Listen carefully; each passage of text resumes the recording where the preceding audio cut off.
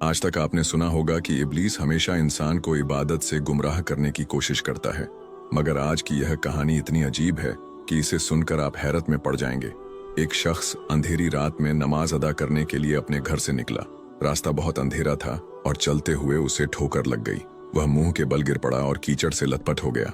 गंदे कपड़े देखकर वह वापस घर लौटा, लिबास बदला और फिर से मस्जिद की ओर रवाना हुआ। अभी कुछ ही कदम चला था कि उसे दोबारा ठोकर लगी और वह फिर गिर पड़ा, मगर उसकी हिम्मत कम न हुई। वह फिर घर लौटा, कपड़े बदले और एक बार फिर मस्जिद की ओर बढ़ा। इस बार जब वह घर से बाहर निकला तो दरवाजे पर एक अजनबी खड़ा था, जिसके हाथ में एक चमकता हुआ चिराग था। अजनबी चुपचाप उसके आगे आगे मस्जिद की तरफ चल पड़ा। चिराग की रोशनी में इस बार रास्ता साफ नजर आ रहा था और वह बिना किसी मुश्किल के मस्जिद पहुंच गया। मस्जिद के दरवाजे पर वह अजनबी ठहर गया और नमाजी अंदर चला गया।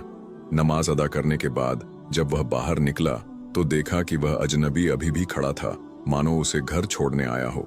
नमाजी को अजनबी पर शक हुआ और उसने उससे पूछा, आप कौन हैं? अजनबी ने जवाब दिया, मैं इब्लीस हूँ। यह सुनकर नमाजी हैरान रह गया और बोला, शैतान मुझे मस्जिद तक कैसे छोड़ने आया? तेरा काम तो लोगों को गुमराह करना है।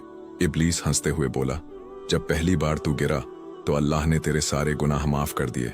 जब दूसरी बार गिरा तो अल्लाह ने तेरे पूरे खानदान को बख्श दिया।